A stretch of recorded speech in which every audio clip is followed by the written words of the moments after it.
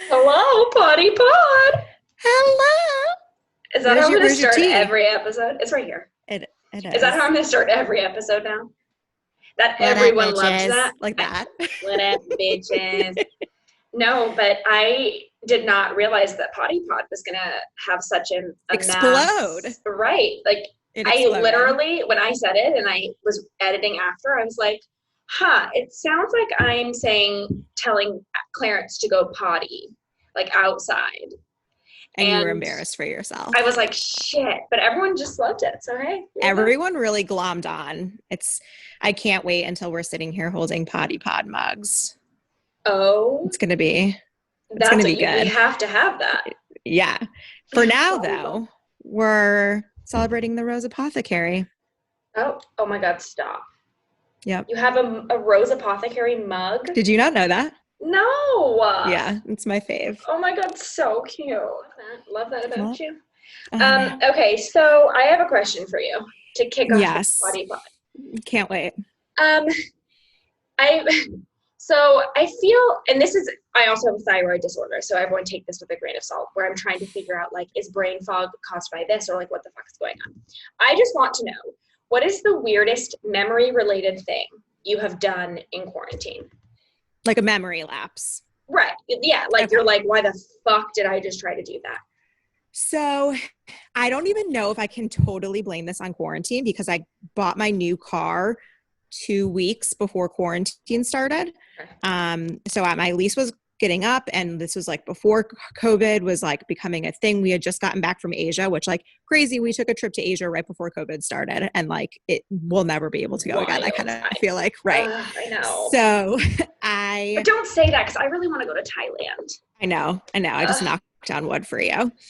Okay, so I got this car. So I leased my car right. at the end of February, and then COVID started a couple weeks later.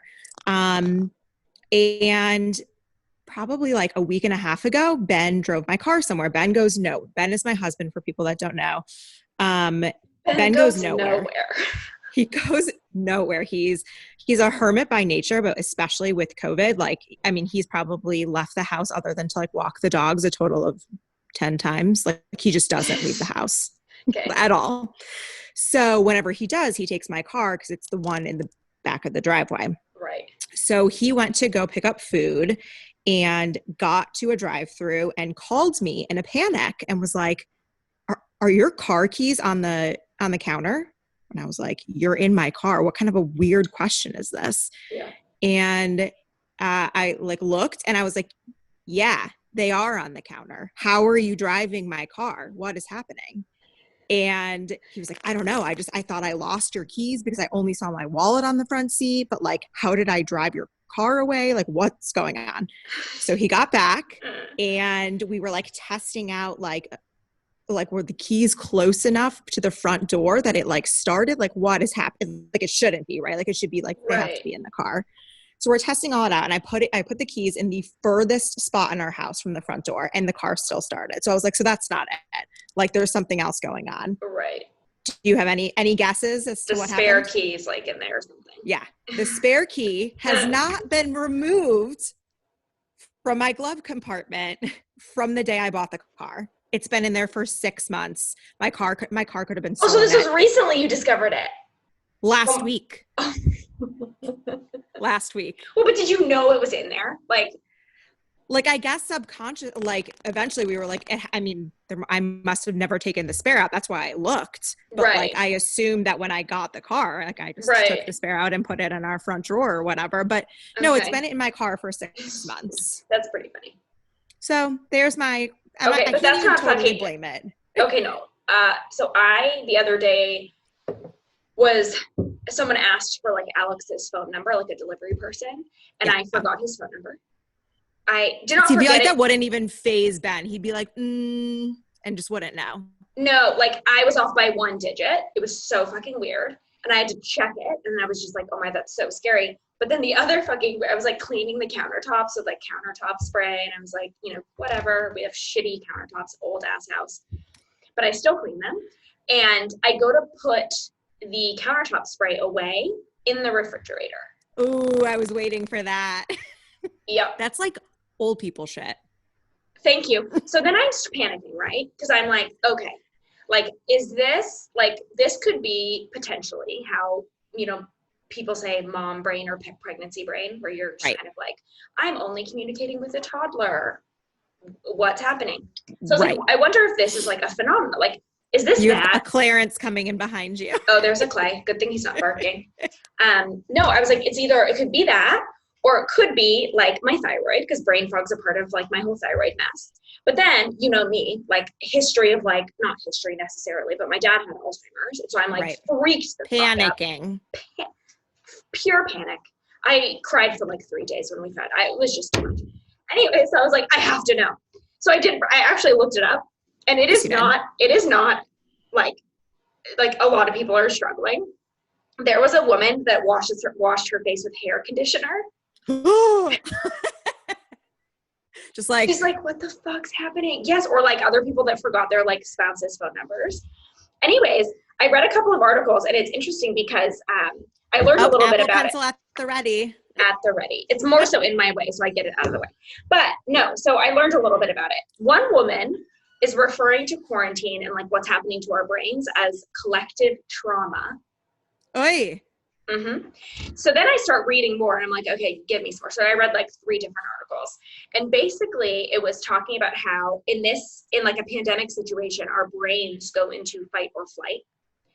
And generally, like in a transient type of threat situation, it's great that our brains do that. It's like we're hyper aware to like the tiniest little threat or like little change in things, and so we freak out.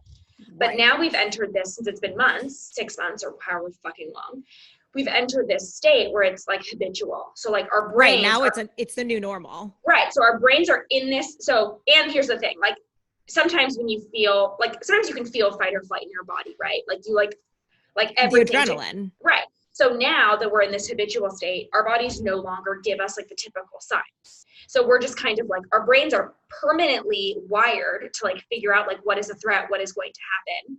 And then it's kind of like what my therapist says, when you get anxiety, you're like, you kind of try to like create, like find the situations that are like, why do I feel this way? Like, let me find the reason why. Right. And so basically we're trying to figure out like, our bodies are like pushing away memories. We're like putting everything else in our brain in the back burner because we're trying to figure out like the fight or flight. Anyway, so it's a thing. She's calling it collective trauma. That's terrifying. Like, I know. I was like, are our brains going to be like permanently fucked up? Like, I'm like, this is actually it's really interesting because we don't know many people that after like the 1918 pandemic, like we don't know. Or any people. Anyone. Wasn't the one woman, like she died? Like she was, like she survived. She got COVID. She didn't die. And survived. She survived it, yeah. But she's like the one person. And survived and got COVID and survived. But like, that's it. And we don't know her personally, so.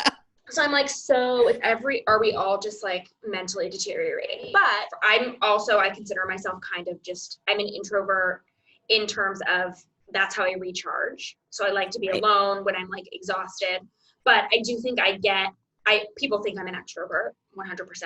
So I get confused a lot. But I'm curious, so like a couple days ago, I think I for real felt the like, okay, I'm feeling like I'm a recluse and that I'm maybe not talking to people enough. I'm not getting out. I just suddenly felt like the detriment of quarantine in a way I imagine extroverts have been feeling. So Ben isn't feeling none of that. Mostly no. I mean, his office like a couple months ago had like a outside socially distanced happy hour, and it was just like their board or their like exec team. So it wasn't even a very big group of people. And he was like, yeah, it was like nice to see people.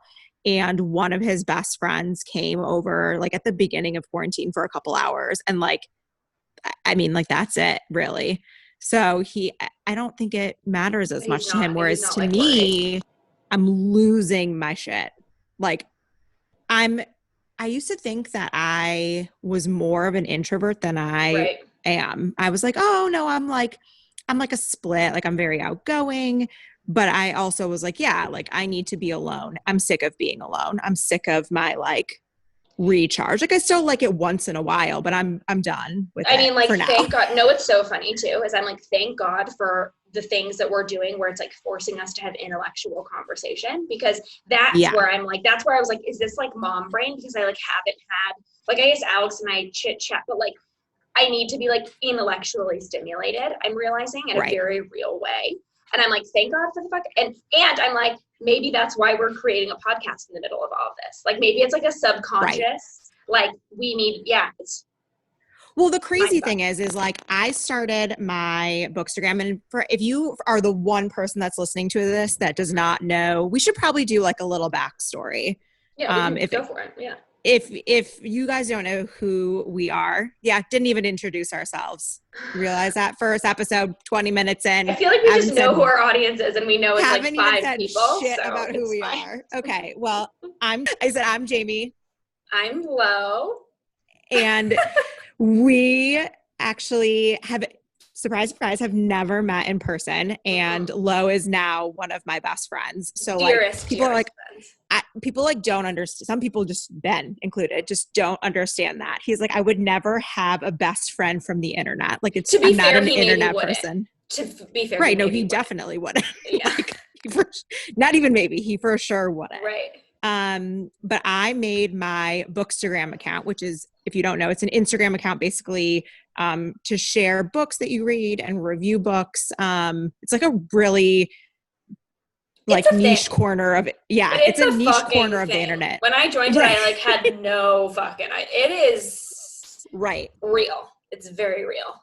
Up in the Bookstagram. I did it like a week before COVID hit. It was just like a kind of random thing that happened. That one of my girlfriends has one, and she was like, you should totally make one. And I was like, okay. So I did. And then a week later, COVID hit and quarantine started. And I was like, well, this is crazy timing. And then a month later, Lo and I bonded over the word fuck, because I use it like a comma, basically. And she was like, oh, you might be the only other person on Bookstagram that swears, because everyone here is so pure. So pure. Like I don't say that in a bad way at all, but the purest, and it makes me feel so, like, I feel like I have to be a different version of myself sometimes. Or like we're trash. Before I met Jamie.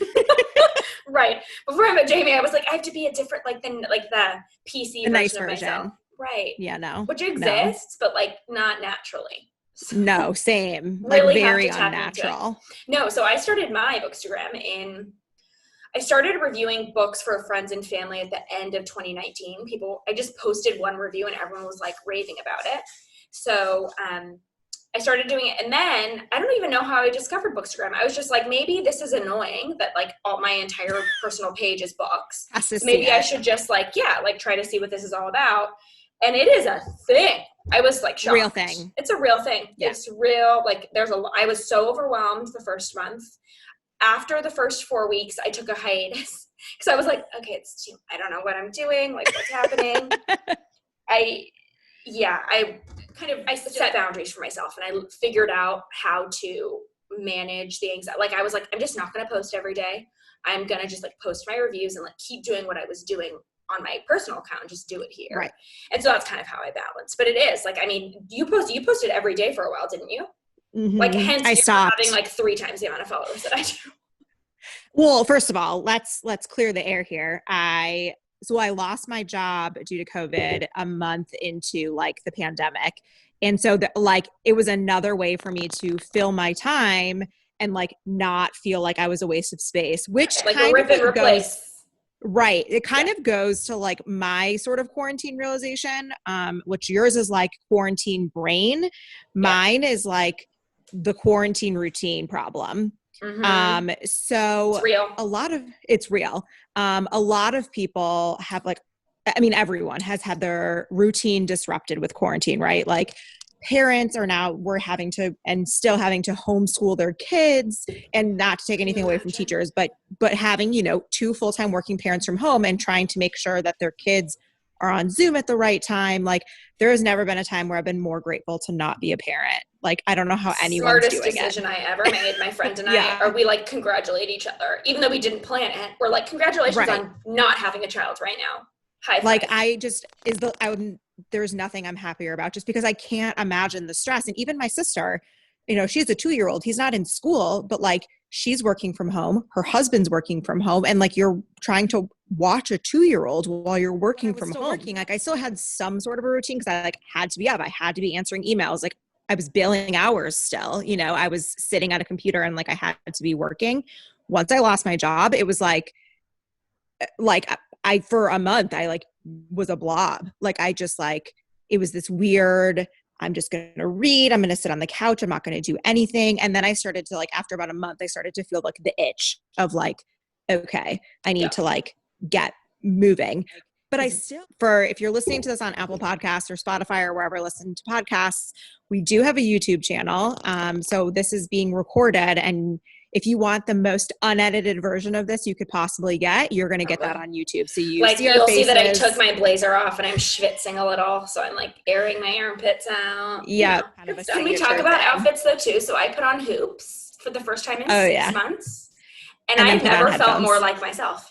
Literally, never felt. I was like, this is me. I should have just be wearing hoops in quarantine with my pajamas, so I like feel like myself. So should we go to our namesake segment?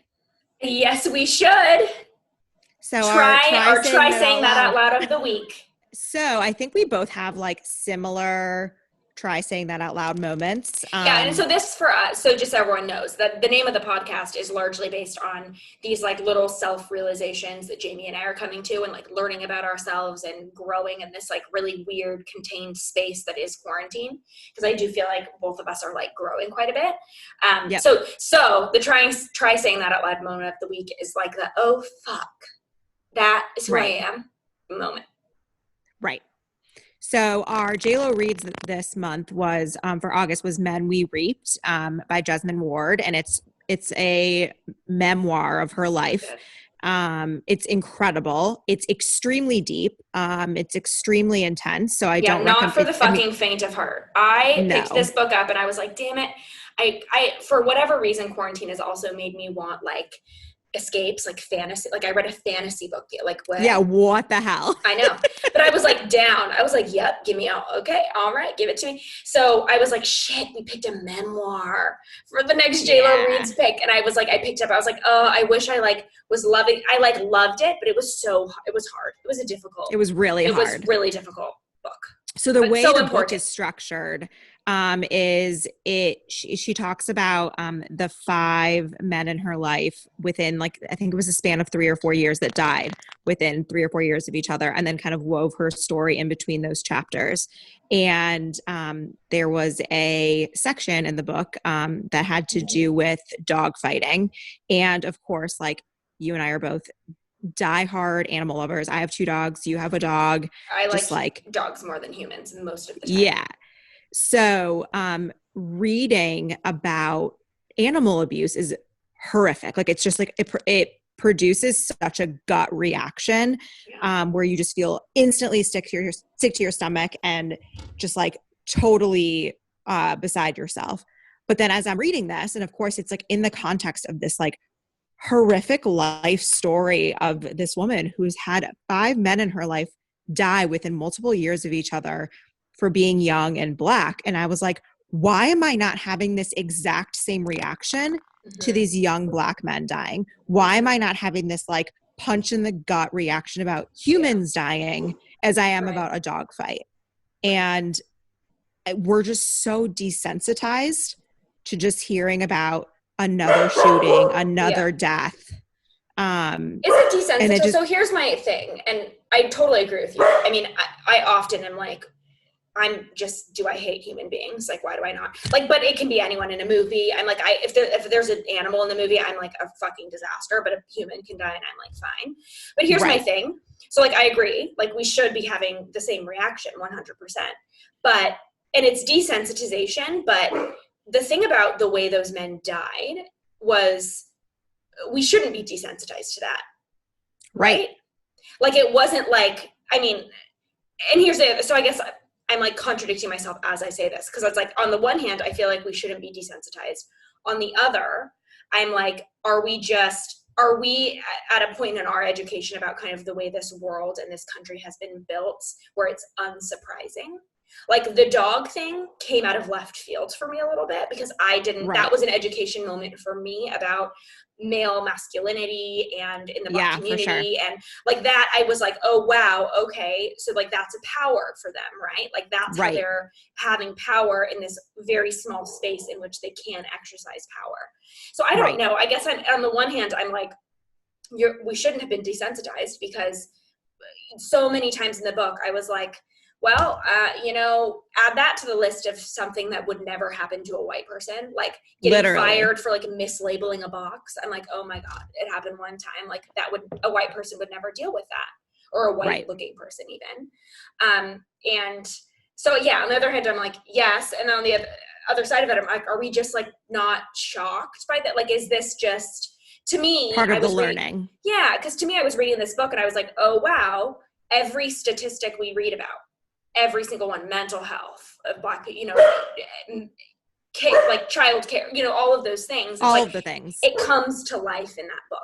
So I'm like, on the one hand, I'm like, oh, are we, you know, not fully desensitized in the way that we're like, oh, you know, we don't care about the loss of life of Black people, but are we just like, like sadly, both of them are tragic.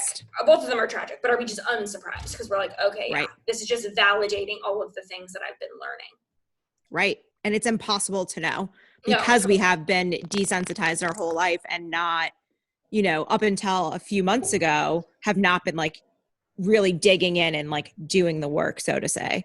Right. Totally. I've uncovered so much shit. Like, so here's the thing too. I think it's like, this book should be required. I think you agree, required reading for white people, because it is, I did pause and I was like, whoa, okay. So all of these people are dying of things that like, you know, so I feel like some people, especially white people, try to be like, oh, he deserved his death for XYZ, or he did this, so he deserved it.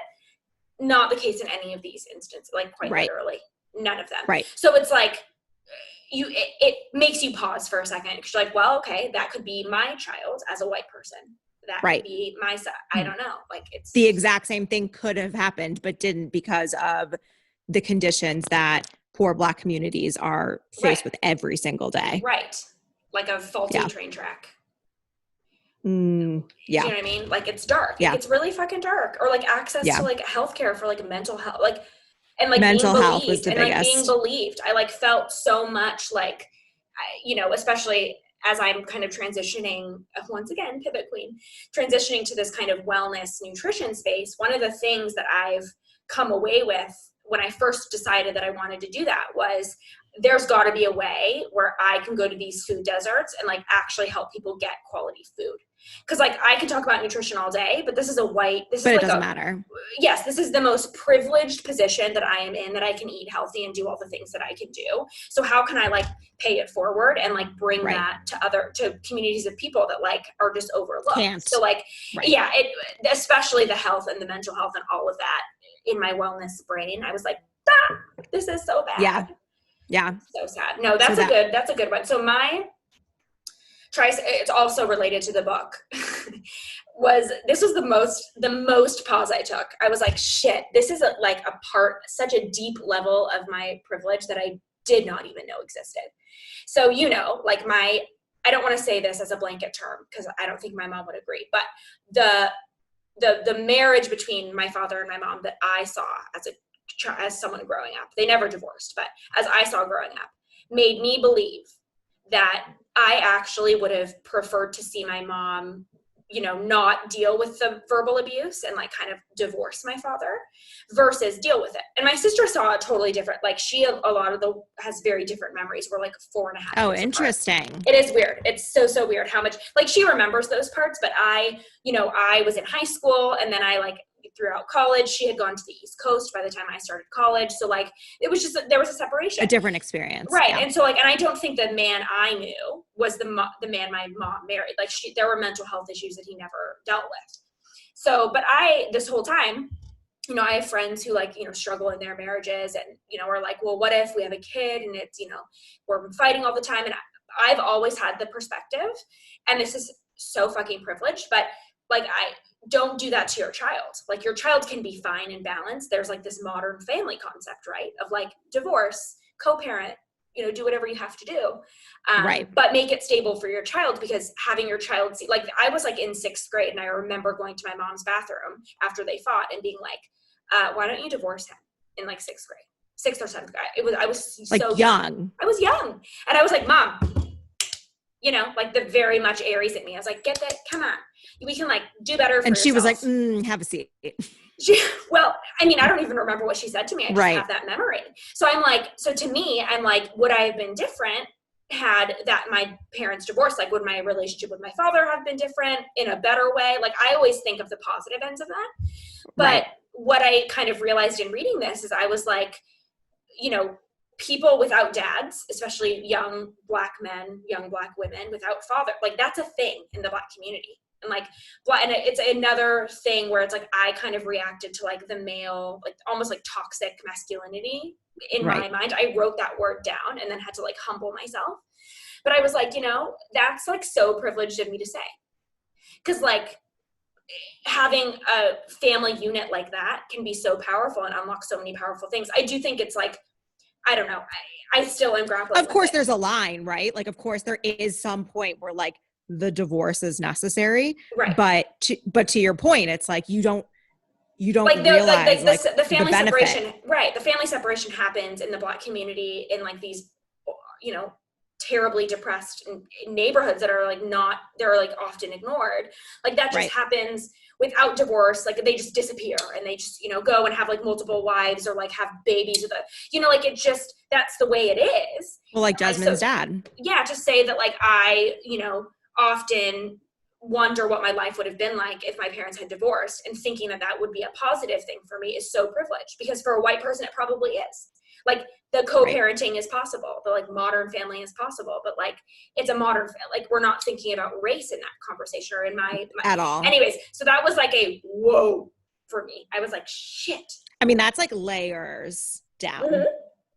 And that's something you never in a million years would have touched on had we not started, you know, doing this work, which is, it's like kind of a terrifying thing. Because you think about, you know, before the murder of George Floyd, we were like, we're good people. Like we're liberal people. Like we're voting for the right person here. Oh, in case there were any qualms about where we stood politically. We started on that one. Yeah.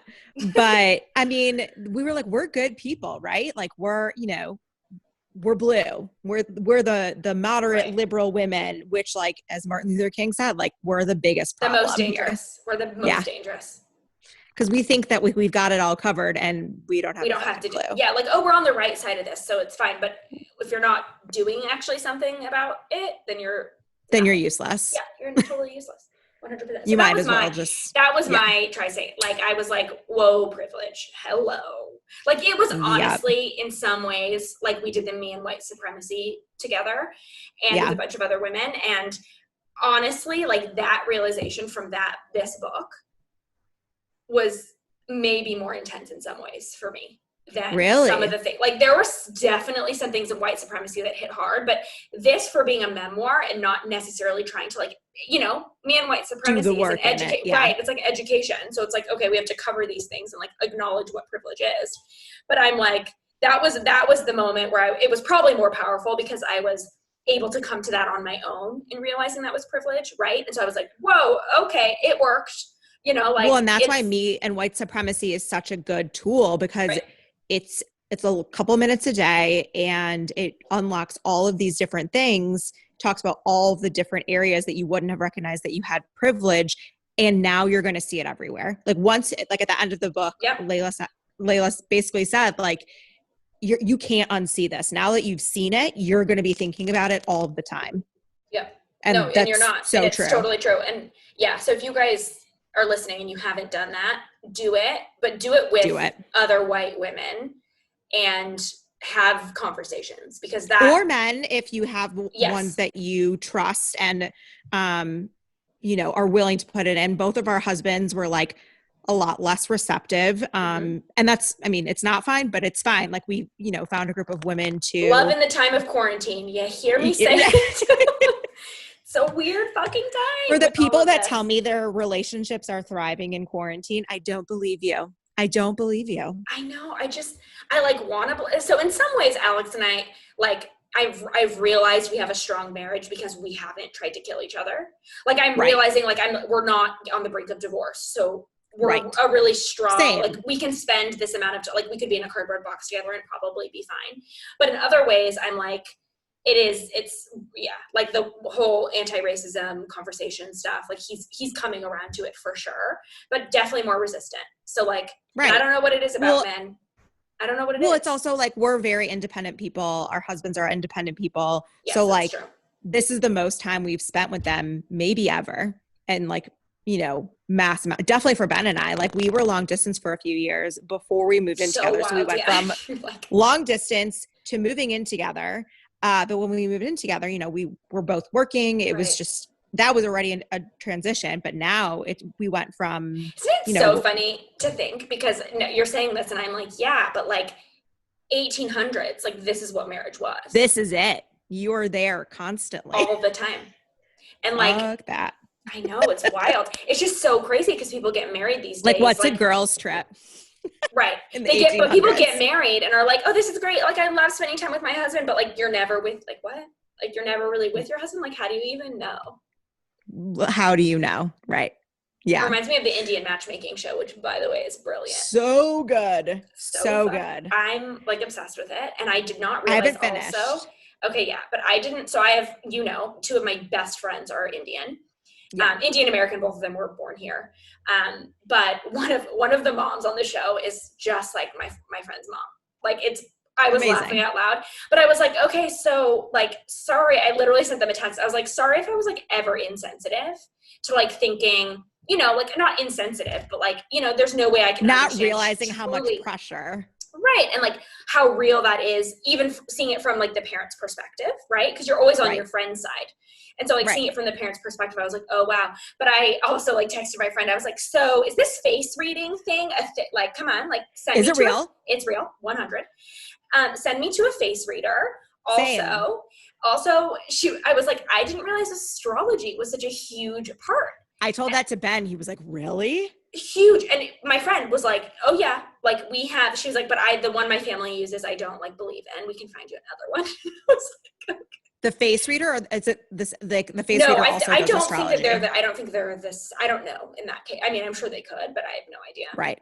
Anyways, so she doesn't like her family's one. She wants a different one. Yeah, she was like, well, my family's one told me that I was like gonna have kids by now or something. Like she just didn't believe it or whatever. Yeah, right. Like it didn't. I was like, but it's interesting in a matchmaking perspective because like as I'm learning more about astrology, I'm like, oh wow, okay, like this like makes a lot of sense. So speaking of astrology, if you follow either of us or know either of us in real life, you know Lo's obsession with astrology and mine with the Enneagram. So you'll be getting a little bit of both of them on the podcast. Yeah. Lo kind of, you know, touching on like the planets and where the moon is and that kind of stuff. Which by the way, I'm like an amateur astrologer. I'm like just literally learning, but I just find it really interesting. And I don't know if anyone uses the pattern. It's a little app you can download on your phone. And that's the one that Bree suggested, right? Yes, but it is. So do you like it better than CoStar? I do. CoStar is just kind of more like quirky. Like it's a little more, I like laugh sometimes when I read CoStar, and when I get their push notifications, it's like sometimes golden. It's just very funny. But the pattern can be sometimes terrifying. Like, I don't read it every day, and I often will read it and realize that like a period has passed. Like basically the pattern's about establishing, right. I know. How do I explain that though? Anyways, establishing patterns in the world, but in your life. So like I have a pattern of like female power was one of my patterns for a while. And it still actually is. It's kind of like, so they have like lengths of time that they go. But wait, to interrupt you. The world pattern. Do you remember what it said? It's so fucking scary. This is what I'm saying. The world patterns are the scariest because Bree, so I didn't join the pattern until April or something. Yeah. And Bree had told me, she was like, look at the world pattern. She was like, I checked. She's been on it for a while. She's like, at the end of 2019, I was looking and it was saying from like December 31st, 2019 through December 31st, 2020. There's like, I don't remember what they're calling it, but basically I'm pulling like it up. global disruption. Yeah. Right. It was wild. And I was like, terrifying. Okay. Yeah. And where it was basically like everything's being turned upside down. People are rethinking the way they're like living and working, and like it was so fucking weird. And this was predicted before. I mean, I guess someone could argue that like this stuff had broken out in Asia, you know, in China in November or whatever. Right. But before, it was kind of like, I don't know when they posted. Anyways, there also was a pattern that lasted for 2.5 weeks that started. Yours? No, world. That started okay. the day before or the day of George Floyd's murder. Mm. And it lasted 2.5 weeks. So like the protests, basically. Yeah. So like that's when I was like, okay, kind of, but like this is weird. And this is honestly, like I've always been interested in astrology, but I had this period last year where I was like, I just don't identify as an Aries. Like sometimes Okay, can I read it? I found it. Yeah, please read it. Please. Okay, so it's January 1st, 2020 to December 31st, 2020. And it says, a rare and challenging energy has been escalating over the past few months, and right now it's reaching one of its climaxes. On January 11th, we sent a world update that addressed this cycle. Time has now progressed and related events have unfolded. This time is highlighting a sense of discord in the world that has been building over the last 5 years. This level of tension hasn't appeared for nearly 700 years, and there will likely be other peaks over the remainder of the year. Irrational or uncontrollable events may occur, and they could leave you or the people around you feeling powerless. And like, it keeps going, but like, basically it was like, this hasn't happened for the last 700 years. Have a nice day. So let me tell you also what Bree sent me. So my story with astrology is that I just wasn't identifying with my star sign, my sun sign, star sign. I'll go into like the details, but I started realizing that it's about your birth chart, and like they're basically like the map of where the planets are when you're born. So anyways, got into this astrology thing. Bree has been like exceptional and like she like bought me this amazing book that I'm going to recommend to everyone.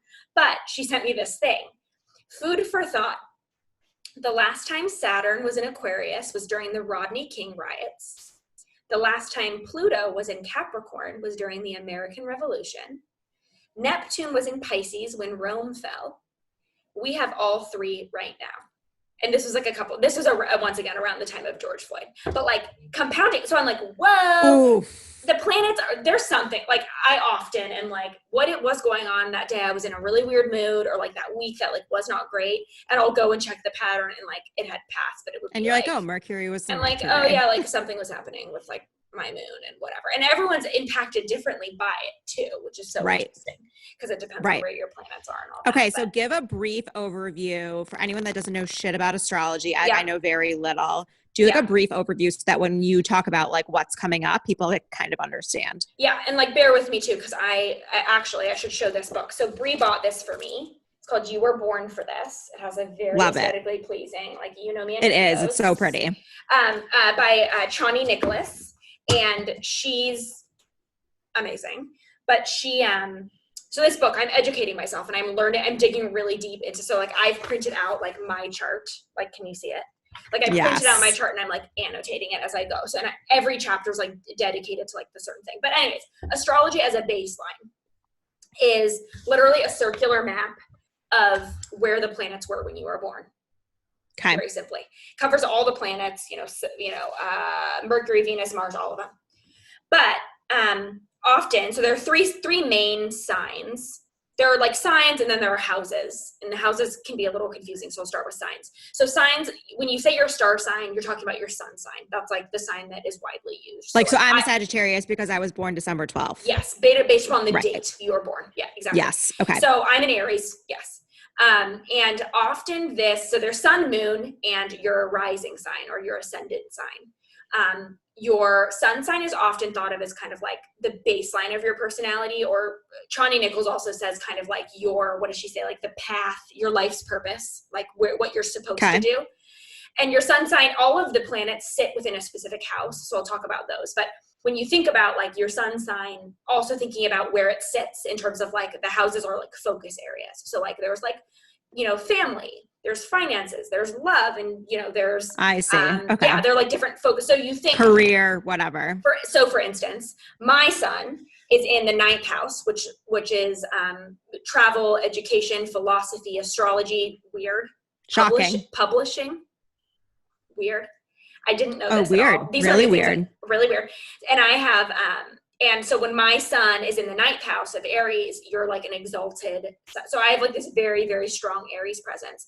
But when you read about your sun sign or your star sign, you have to think about it in terms of the house that it's in. Because for me, like I'm not an Aries in every aspect of my life. Like that's just not realistic. But, same was that for me in Sagittarius. Yeah. But in the particular house that it's in, like it's kind of wild because I'm realizing, oh, wow, I really do I like depth, like philosophy. Like I like to think about I love education. I'm all about I'm all in. Like I feel great when I'm like in the middle of learning something new or like educating someone else. So it's interesting to think about your sun sign in regards to that. So it helps a little bit. Right. But then there's your moon. And this is how sometimes I say it's how people handle negative situations in some ways, but Shawnee describes it, and actually that makes a lot more sense. It's really how you handle your emotional needs, your physical emotional needs, what you need from your life. So I'm a water sign and I'm a Scorpio. I'm a Scorpio moon. Water signs are known to be very emotional. Oh, I didn't know Scorpio was a water sign. I thought it was a fire sign. I know. Yeah. Me too. For the longest time I did too. But it's they're very intense and emotional. So intense emotional. So for me, I need, and mine sits in the fourth house, which is governs kind of home life, which is also kind of weird because they were sometimes people with moon and Scorpio go into real estate or I was going to be an interior designer, making home for people is a big thing. And I tend to be very intense and deep and emotional and need that in my, I need space to in your space, cry and let myself have emotion. Whereas Aries is kind of we're just courageous and strong and just going to go get it and whatever. Anyway, so it's interesting. But so that's how you think of your moon, kind of your emotional needs. Then there's your rising sign or your ascendant sign. And that's, I often say it's how other people see you, how you come off to other people, less your external appearance. Right. But it's kind of Trani says, and it kind of speaks to it. Trani says basically it's the direction of your life and where you're going. So to me, it's the why of why you do what you do. So or how you do what you do. So I'm a Leo. Leos are known to be love, kind of extroverted. So this is where that comes out in me, where it's people think I'm an extrovert because I'm and I can put it on. I like fashion. I love aesthetics and things looking pretty. So that's kind of Leo rising for you makes sense. Yeah. So it's kind of how people perceive me or how I go about my life's purpose. Astrology, roughly. Yes. So and this is very, very rough Enneagram. And what I'm hoping that we can kind of do going forward is when we kind of get to the Enneagram astrology section of the podcast each month, kind of have questions submitted from people. Yes, that would be cool for Enneagram too. Because they could be my husband's a 5. How do I deal? Right. Let me fucking tell you how you deal. But yeah, I think it would be cool if we could each take maybe a question or 2 questions. We can kind of go in depth and be all right, they asked about their rising against their moon or I'm a this and my husband's a that. What, what's the compatibility so fun. But so the Enneagram is also a pretty ancient tool that has sort of come to popularity and pop culture in the last few years. I didn't realize it was ancient. Oh yeah, it's old. It's really old. Cool. Yeah. It's really old. Even before Myers-Briggs, obviously. Myers-Briggs is kind of a modern, right? Yeah. Yeah. It's way before Myers-Briggs. So the way I kind of explain the Enneagram to people is Myers-Briggs is what you are. It is your personality type. The Enneagram is why and your motivations behind your personality type.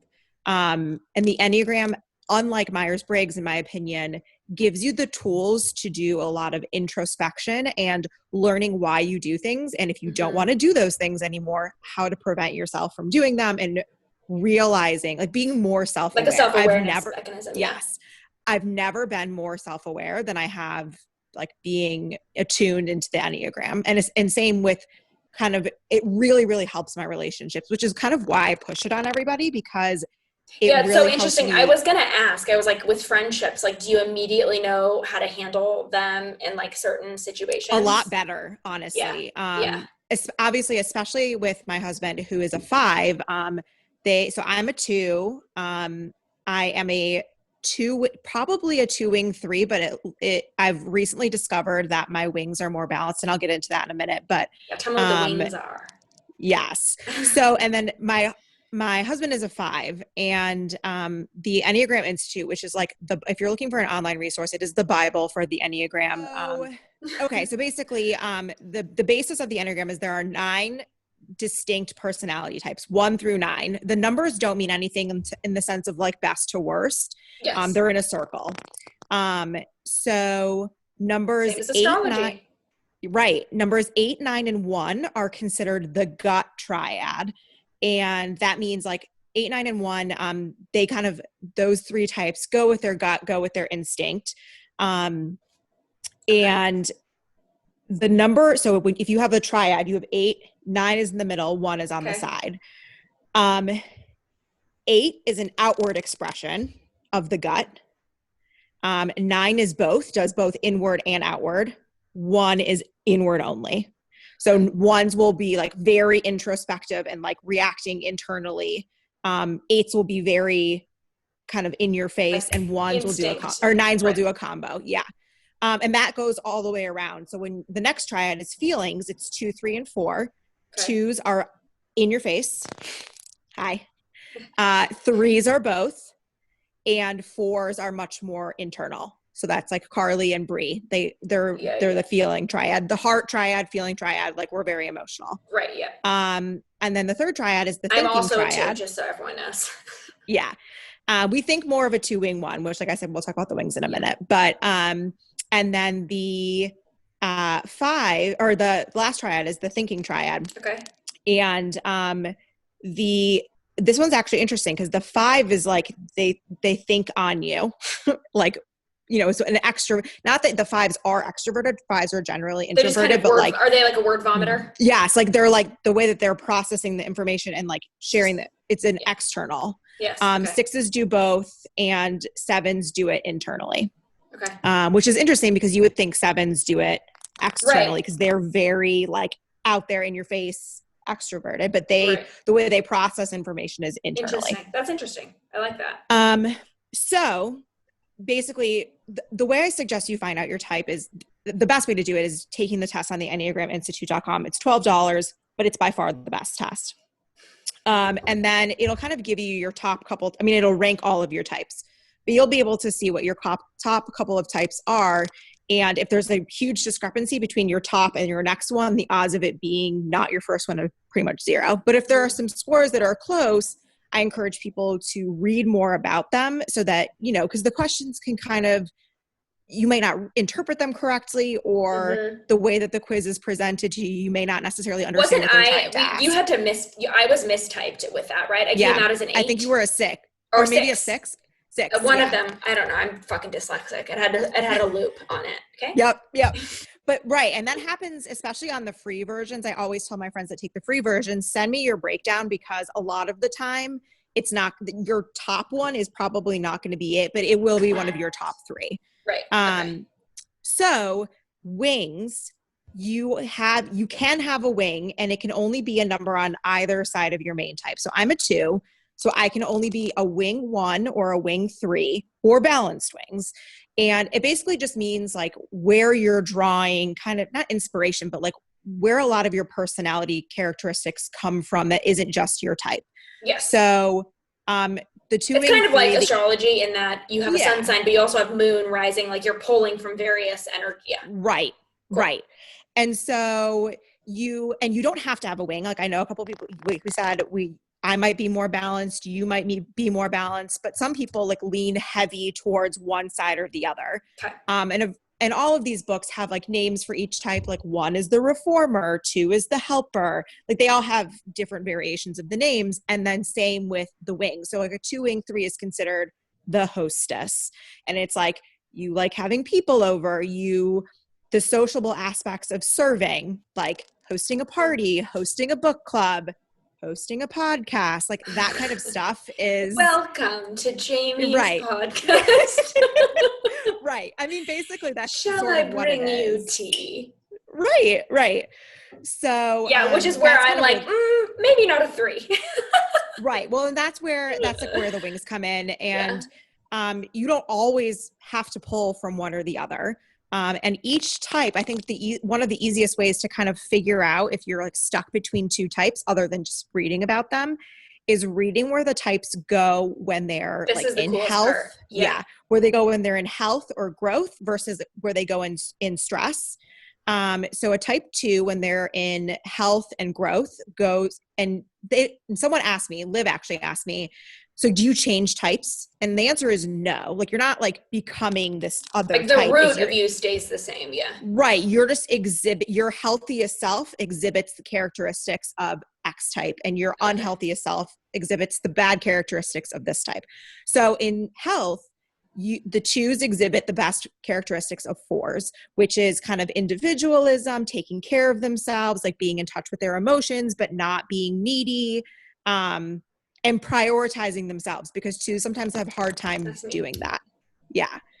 So that's where the health comes in for 2s, whereas the stress, the bad characteristics of an 8 is like, I very much exhibit this when I'm in stress, is sort of like the flying off the handle. Like, I'm a big yeller when I'm fighting. And that is a unhealthy characteristic of an 8.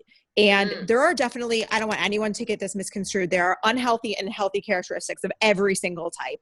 Like, 2s at their unhealthiest are that's like, where it's kind of a little more of a spectrum, right? Right. Yes. Yeah. 2s at their unhealthiest are needy as shit. They can be manipulative. They do a lot of like the martyr syndrome. Like, it's like, oh, but like, look at all the things I did for you. Don't you appreciate me? That kind of thing. Like, we can obviously get into this in another episode, but yeah, same, of course. Like, you can that's the reason that the Enneagram is so cool, because you like are reading these things and you're like, ugh, like, I've done that. That's gross. Like, this is so unhealthy. Which is true. You're right. I mean, it's like a self-awareness thing where you're like, oh, okay, that's not a cute quality of mine. Let's dial that back. Right. Yeah. And that's why it's really helped me, like, learning my types, my friends' types, Ben's type, my sister's type. It makes me understand where people are coming from better. And the way my therapist, not about the Enneagram, but in general, she says, like, it helps me understand the reality of people, where it's like, you're allowed to be surprised by something someone does one time, and that's it. Right. It's like an empathy thing where you can be like, you can immediately put yourself in their shoes a little bit if you know. Like, you're like, okay, I'm not going to question why you're doing it. Well, what she said was like, she's like, I mean, when I complain about things or when I'm talking to her about things, and she's like, you're expecting so-and-so to change when, like, there's no reason for you to expect that. Like, you know that this is their reality and this is how they're going to react to something. So, like, you're allowed to be surprised one time. And then after that, like, there is no like, oh, so-and-so should do this or they should have done this. Like, yeah, maybe, but like, you know, they're not going to. So, like, live with the reality of them and move on with your life, because, like, you're not changing that. That's not your job. I love that. And, like, you're allowed to be surprised one time. I'm going to, like, literally write that down. Yeah, it's really good. And she always comes back to that and will be like, well, this is the reality of so-and-so. Like, why is this news to you? Like, this shouldn't be news to you. It's not news to me. Like, right. So wild. Yeah, it's good. I love that. So that's the very, very, very basic overview of the Enneagram. I would say, I feel like let's bring it back to our roots. Bring it back to the root. What are you reading right now? So I am reading, because of your recommendation, The Death of Vivek Oji. And when I say reading, I mean, like, I started it last night. But isn't it so good immediately? So good. I finished it in less than 24 hours, like 2 sittings. Nice. I was obsessed. I was like, okay, I gotta know what's happening. The writing is incredible. Their writing is, I'm like, how did I not know about this author? The writing, and if you follow them on Instagram too, just like goals.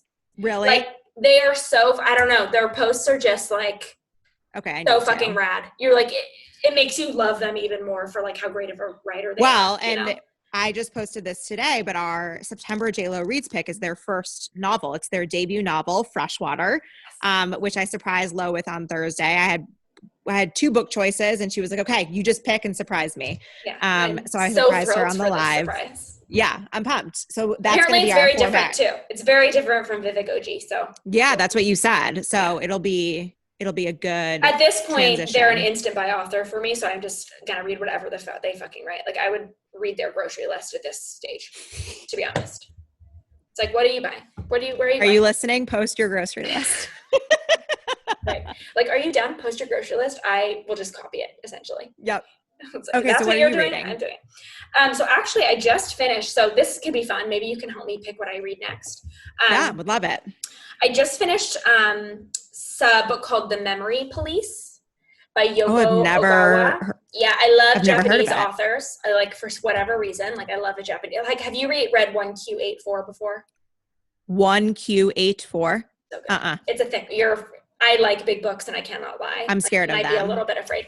It's huge, but anyway, so I love a Japanese author and I don't even remember. I think this one was written up at maybe the beginning of the year, like an anticipated reads of 2020. And so I bought it because I just love. Anyways, it was really good. It's kind of like a dystopian, like Orwellian, like about a little bit about surveillance and like covers like memory and loss, and it's just like this. Wow. So it was really interesting. I can't say I loved like the ending because I wanted it to have a happier ending, but is it worth me to read? Like, should I put it on my list? You should read it and see if you'll like it. Like because I was like, when I like the dystopian type stuff. Yeah, you might like it. It made me think about things. Like it definitely made me consider quite a bit. So I sat with it, and it wasn't huge. Anyways, it was a good book. I really liked it. Okay, so what's on your list for potential? Well, I don't know. So in reading this Chani Nicholas book about astrology, in her writings, she uses a couple famous people's charts, and one of whom is Maya Angelou. And Maya and I share an exalted sun in Aries.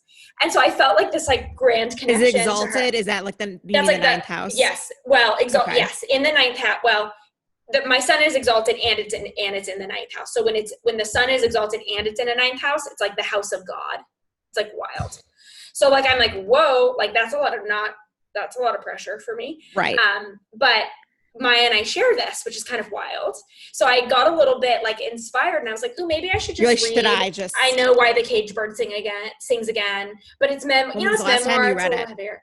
Oh God, high school? A long time ago. Time ago. Oh, I'm gonna totally digest it totally differently, I'm sure. Right, for sure. Take different things from it. So, but that was one. But then I was like, do I need something lighter? Like, I don't know. I thought of like so I don't know. You tell me, what should I read? I'm trying to think of like what is lighter that's even on my shelf. I have not actually been gravitating. Should I read that? It's I mean, like that is lighter in the sense that like it's not, it's fake. It's also dystopian, but like it is another dystopian. Okay, I don't know. It is literally when people say it's a mix between The Hunger Games and The Handmaid's Tale. That's exactly what it is. Oh, that's kind of rad. I like that. I did like that. Yeah. So it's very dystopian. Yeah. So like if you're not trying to read another dystopian, then I would say no. I'm trying to I'm looking at my shelf. I don't even have any light reads right now. I did buy Get a Life, Chloe Brown, but here's my thing. That's like the steamiest steam. I know, but when I'm choosing books, it's so bad. I'm like, what is Bookstagram talking about? And I try to go the opposite direction. Right. Because I'm just kind of really over hard. It's been really hard, but I'm like, okay, but if I need something light. So that was one of the questions. One of the questions that we kind of got when I said what I'm trying to hear about on the podcast. One of the questions was, how do you guys pick your next read? And it used, Bookstagram initially was like, oh, this is how I'm finding it. And now I'm like, as long as it's not on here, I'll read it. Me too. Same. I'm like, I can't fucking post a review for Get a Life, Chloe Brown right now. Like everyone is. Like I can't. Well, and that was the reason it took me so long to read The Girl with the Louding Voice. Mm-hmm. It was our book club, my in real life book club pick for August, and it was amazing and it was incredible. But I was like, the hype this thing is getting, I don't ever want to touch it. No, and I'm so afraid of Bookstagram hype. So afraid. Yeah. So that's kind of, I guess, also, it's like we're not reading Vivek Oji for JLo reads, but we're reading their first novel, Freshwater, which is like, okay, maybe if there's like a cool, I don't know. That's how we pick. That's kind of how we created a list together, and like basically we're like, okay, now everyone's talking about that one. Everyone's talking about that one. So we will cross out a book if it's becoming too popular on Bookstagram, because we want to bring attention to books that aren't. I mean, Men We Ripped was written in 2013. Americana was written in 2013. Let's just put on the record right now, Jamie was the one that told Bookstagram about The Prettiest Star, so don't get it fucking wrong, okay? And it's everywhere now. And it's everywhere, and guess what? Not to spoil, we may or may not be interviewing Carter on our podcast, so get ready, because he loves us and we love him. So we really try and steer away from like the popular Bookstagram books. I don't know. It's probably the healthy side of us, like the fourness, the uniqueness. We got to be different. We do. It's a very real thing. It's a very real pull for me, especially, and it's like, because it feels, sometimes Bookstagram feels so homogenous. Yeah, and for sure. It's like, not about that life. Okay. Last thing to end for episode 1, since we've now made this 90 minutes. What did you pre-order for September? What is like your most anticipated pre-order for September 2020? I have two. One is Anxious People by Frederick Bachman. Oh, that comes out in September? I think it's September 1, I think.